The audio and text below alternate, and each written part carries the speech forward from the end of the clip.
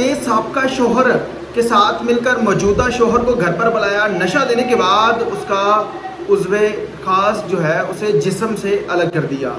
उम्रे पर गई, वहाँ पर शादी के वादे किए, कस्में कुरान उठाए और उस आशिक को बताया कि शोहर मेरे साथ अच्छा सलूक नहीं करता और मेरे से धंधा करवाना चाहता है, इसलिए मैं अब आपके साथ ज़िंदगी गुजारना चाहती हूँ, तो मेरे साथ शादी कर लो। रफ़ीक नामी शख्स जो 5 बच्चों का बाप था, शादी कर ली और उसके बाद ऐसा क्या हुआ कि उसी बीवी ने उसकी ज़िंदगी का ऐसा मजाक बनाया कि अगर वो ज़िंदा रहता है तो सारी ज़िंदगी लोगों की बातें सुनेगा, ताने सुनेगा। तमाम तर तफसीलात हैं क्या, ये खातून कौन थी और वाक़या कहाँ का है, बताएंगे आज के इस वीडियो में। आप देख रहे हैं मेरा डिजिटल चैनल, मैं हूं आपका मेज़बान उमर अली। एक ऐसा दर्दनाक वाक़या आप लोगों के साथ शेयर करने जा रहा हूं जिसे सुनने और देखने के बाद यकीनन आप खौफज़दा हो जाएंगे।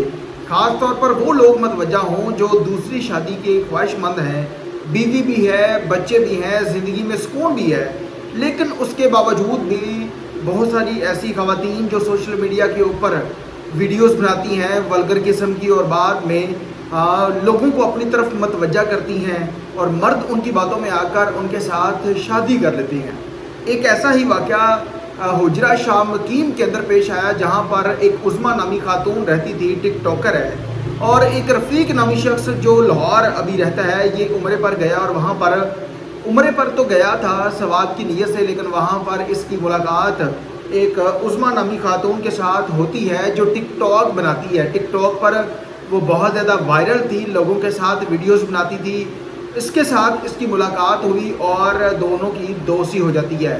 दोस्ती के बाद उज़्मा इस रफ़ीक नामी शख्स को कहती है कि मेरा शोहर जो है ये मुझसे धंधा करवाता है, 2 नंबर मेरे से काम करवाना चाहता है, मैं अब अपने शोहर के साथ नहीं रहना चाहती, तो मेरे साथ शादी कर लो। रफ़ीक नामी शख्स पहले भी 5 बच्चों का बाप था, जिसमें 3 बेटियां और इसके 2 बेटे थे। रफ़ीक नामी शख्स इस खातून की बातों में आ गया और उसकी बातों में आकर शादी का फ़ैसला कर लेता है। दोनों उम्र से वापस आते हैं और उसके बाद बड़ी धूमधाम के साथ शादी हुई। शादी को तकरीबन 2 से 3 माह का अरसा गुजरा। रफ़ीक नामी शख्स का वालिद बीमार हो जाता है। ये अब लाहौर से हुजरा शाह मकीम अपने वालिद को मिलने के लिए जाता है और वहाँ पर इसकी मुलाकात इसके साबका बीवी बच्चों के साथ भी हो जाती है, जिसके बाद उसकी बीवी जो मौजूदा बीवी थी उसे इस बात का इतना गुस्सा आया कि उसने कहा कि मैंने आपके लिए शोहर को छोड़ा, तमाम तर चीज़ें की और आज भी तुम अपने बीवी बच्चों के साथ मुलाकात कर रहे हो। जिसके बाद बीवी नाराज़ होकर अपने वापस घर चली जाती है। ये लाहौर आ गया। लाहौर से वो बीवी जो थी वो वापस हुजरा शाह मकीम चली गई। जिसके बाद कुछ वक्त गुजरा और इनकी जो एक पड़ोसन थी उसने रफ़ीक को रब्ता करके बुलाया और कहा कि आप जो है वो अपनी बीवी के पास वापस आ जाओ, वो आपको अपने पास रखना चाहती है।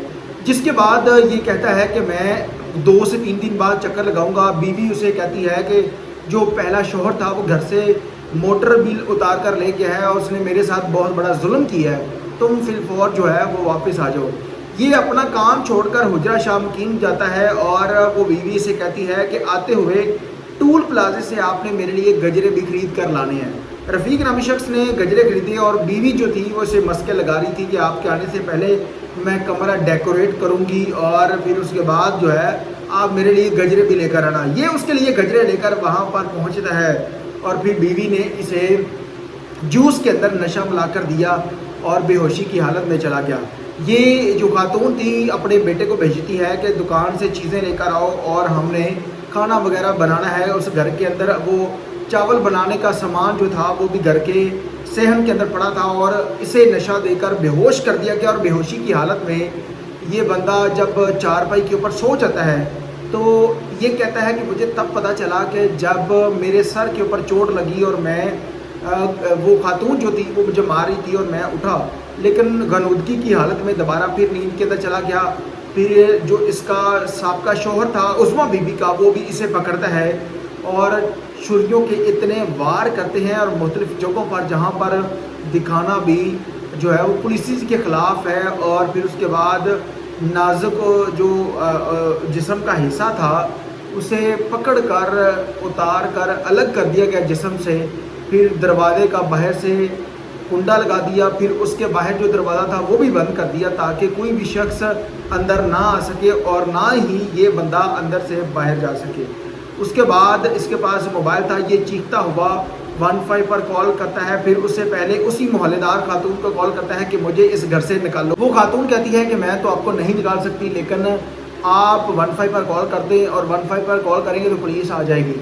اور اس کے بعد اس نے 15 پر کال کی، 15 کے بعد پولیس آتی ہے اور جب کنڈا کھول کر اس گھر کے اندر آتی ہے تو وہاں پر چاول بنانے کا سامان، آلو کٹے ہوئے ہیں وہ پڑے ہوئے ہیں، چاول پڑے ہوئے ہیں، پیاز پڑا ہوا ہے اور ساتھ میں وہ اس جسم کا حصہ بھی پڑا ہوا تھا جو الگ کیا گیا تھا، چھری بھی وہاں پر پڑی ہوئی تھی، یعنی کہ اذیت دی گئی اس بندے کو۔ اور پھر اس کے بعد پولیس مقدمہ درج کرتی ہے، اس کو فی الفور متعلقہ ہسپتال پہنچایا گیا، جنرل ہسپتال لے آتے ہیں۔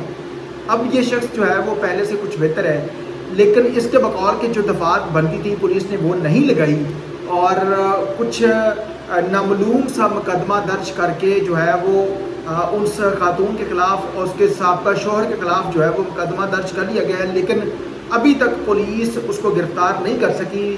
اور یہ ایک ایسا دردناک المناک واقعہ ہے کہ جسے سننے کے بعد یقیناً ہر انسان کے پاؤں تلے زمین نکل جائے گی کہ کیا کوئی خاتون اتنا بڑا ظلم کر سکتی ہے۔ اسے یہ بھی پتہ ہونا چاہیے تھا کہ اس چیز کے بغیر انسان کی موت بھی ہو سکتی ہے، یعنی کہ جو ظلم چھری کے ساتھ اس کے ساتھ کیا گیا تھا وہ کرنے سے اس بندے کی موت بھی واقع ہو سکتی تھی، لیکن اس کے باوجود انہوں نے یہ ظلم کرنے کے بعد باہر سے کنڈی لگا کر وہاں سے فرار ہو گئے۔ یہ پروگرام جو ہے وہ تمام تر ان مردوں کے لیے ایک بہت بڑا سبق ہے کہ جب بھی شادی کریں کسی خاندانی خاتون کے ساتھ کرنی چاہیے، نہ کہ کسی ایرے گہرے ایسی خاتون کے ساتھ آپ شادی کر لیں اور پھر اس کے بعد وہ آپ کے ساتھ ایسا ظلم کرے کہ آپ کی نسلیں بھی یاد رکھیں۔ اب یہ بندہ اپنی پہلی بیوی کے پاس آ گیا ہے، پہلی بیوی سے کسی اینکر نے پوچھا کہ کیا اب آپ اس کو چھوڑ کر تو نہیں چلی جائیں گی کیونکہ اب یہ نامرد ہو گیا ہے؟ تو وہ خاتون کہتی ہے کہ میں اسے کبھی چھوڑ کر نہیں جاؤں گی، یعنی کہ جس خاتون نے اس کے ساتھ وفا نبھانی تھی وہ آج بھی اس کے ساتھ ہے، لیکن جس خاتون کے ساتھ محبت کی شادی کی اس نے، اس کی خوبصورتی دیکھ کر یا وہ ٹک ٹاکر ہے اور اس کے ساتھ شادی کی، اس نے اس کی زندگی کا ایسا مذاق بنایا ہے کہ جب تک اس کی زندگی رہے گی لوگ اسے باتیں کرتے رہیں گے اور اس کا مذاق بھی بنتا رہے گا۔ یہ ایک ایسا دردناک واقعہ ہے، اس پر مریم نواز کو بھی چاہیے کہ وہ نوٹس لے اور اس کے خلاف ایسا مقدمہ درج ہونا چاہیے کہ ان ملزمان کو کیف کردار تک پہنچایا جائے، وہ یا تو پھر اسے ویسے جان سے مار دیتے یا اسے تشدد کر کے چھوڑ دیتے اگر کوئی مسئلہ تھا۔ اس خاتون نے یہ تمام تر تشدد اس وجہ سے کیا کہ یہ اپنے سابقہ بیوی بچوں کے ساتھ کیوں ملا ہے۔ اس پر اب دیکھتے ہیں کہ پولیس ان لوگوں کے انصاف کیا دیتی ہے۔ تمام تر لوگوں سے گزارش ہے اس واقعے کے بارے میں اپنی قیمتی رائے کا اظہار کمنٹ سیکشن میں لازمی کیجیے گا۔ اللہ حافظ۔